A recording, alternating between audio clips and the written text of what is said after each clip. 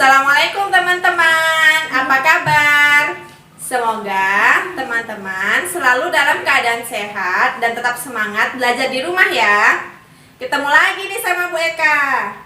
Hari ini kita akan belajar ilmu pengetahuan alam. Apalagi ya yang akan kita bahas kali ini? Kalau teman-teman mau tahu, tonton video ini sampai selesai ya. Oke. Seperti biasa, sebelum kita mulai belajar, kita bikin kesepakatan dulu ya. Kesepakatannya sama seperti pada video-video sebelumnya, yaitu yang pertama, menyaksikan video hingga selesai. Yang kedua, jika teman-teman ingin meninggalkan tempat, silahkan pause video terlebih dahulu.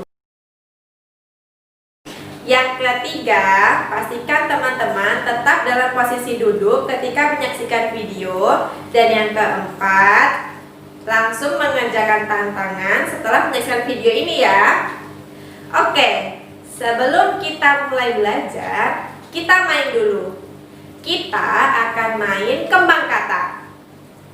Nah, Bu Eka sudah menyediakan satu kata, yaitu matahari. Dari kata matahari, kita bisa membentuk beberapa kata baru, yaitu yang pertama, mata, yang kedua, hari, yang ketiga, marah, yang keempat, raih, dan yang kelima adalah hati.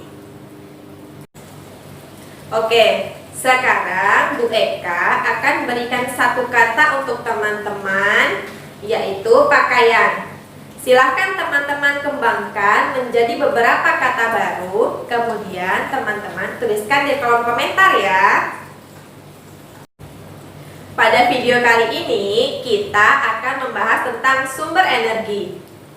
Teman-teman tahu apa itu sumber energi? Sumber energi adalah segala sesuatu yang ada di sekitar kita yang dapat menghasilkan energi. Coba teman-teman sebutkan apa saja di sekitar teman-teman yang dapat menghasilkan energi. Ada banyak sumber energi di sekitar kita. Menurut teman-teman, apa ya sumber energi yang paling besar di bumi ini? Sumber energi terbesar di bumi ini adalah matahari. Matahari sebagai sumber energi terbesar di bumi dapat menghasilkan energi. Nah, energi adalah kemampuan untuk melakukan usaha atau kerja. Energi yang dihasilkan matahari adalah energi panas dan energi cahaya.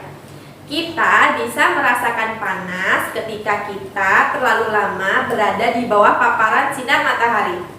Lalu, bumi akan menjadi gelap jika matahari tidak muncul. Sebagai sumber energi terbesar di bumi, matahari tentunya mempunyai manfaat yang sangat banyak dan peranan penting dalam kehidupan kita. Apakah teman-teman bisa menyebutkan contoh manfaat matahari di kehidupan kita? Oke, Bu Eka bantu teman-teman untuk menyebutkan manfaat matahari di kehidupan kita. Matahari mempunyai manfaat untuk manusia, tumbuhan, hewan, dan juga sumber daya lainnya. Kita akan bahas satu persatu. Yang pertama, yaitu manfaat matahari untuk manusia. Manfaat matahari untuk manusia yang pertama yaitu sebagai penerangan. Tanpa ada cahaya matahari, dunia akan menjadi gelap gulita, sehingga kita tidak akan bisa melihat apa yang ada di sekeliling kita. Yang kedua, manfaatnya untuk menjemur pakaian. Dengan adanya cahaya matahari, pakaian yang sudah dicuci akan kering jika dijemur di bawah sinar matahari. Yang ketiga, menghasilkan energi listrik. Sebagai sumber dari cahaya, matahari juga dapat menghasilkan energi listrik. Energi listrik inilah yang nantinya dipergunakan untuk cahaya di malam hari. Energi listrik dari cahaya matahari atau sel surya tentunya lebih ramah lingkungan. Ketika siang hari, sel surya akan menyerap panas dari matahari. Kemudian, ketika malam hari, panas dari matahari akan dirubah menjadi energi listrik yang berguna untuk penerangan. Kemudian yang kedua, manfaat matahari untuk tumbuhan. Yang pertama yaitu membantu proses fotosintesis. Tanpa adanya matahari, tumbuhan di bumi ini akan mati. Karena proses fotosintesis mengandalkan cahaya matahari. Proses fotosintesis pada tumbuhan akan menghasilkan oksigen yang sangat penting bagi pernafasan manusia. Dengan begitu, kehidupan manusia pun bergantung pada asupan oksigen yang dihirupnya. Yang kedua, membantu proses pertumbuhan tanaman. Selain bermanfaat bagi manusia, cahaya juga bermanfaat untuk tumbuhan. Jika kecambah kekurangan cahaya matahari, maka tumbuhan tersebut akan kering, kurus, dan daunnya berwarna kuning pucat juga tipis. Yang ketiga, sebagai sumber nutrisi terbaik. Pada sebuah percobaan, tumbuhan yang diletakkan di ruang tertutup dengan bantuan cahaya buatan memiliki energi dan nutrisi yang buruk. Tidak sebaik nutrisi dan energi yang dihasilkan oleh cahaya matahari langsung. Yang ketiga, menjaga temperatur tumbuhan. Cahaya matahari juga dapat menjaga temperatur tumbuhan agar tetap seimbang dan stabil. Jika temperatur tumbuhan terlalu rendah, maka proses penguapan akan menjadi lama. Hal ini menyebabkan tumbuhan mati lemas.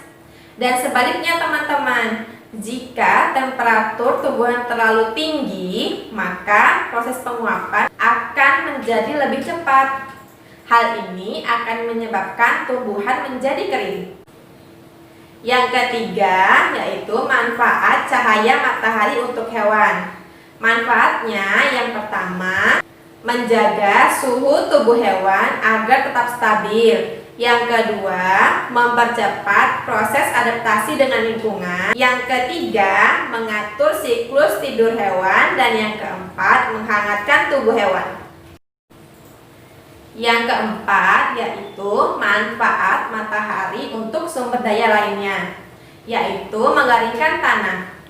Pada beberapa tumbuhan, cahaya matahari sangat bermanfaat dalam proses perkembangbiakan.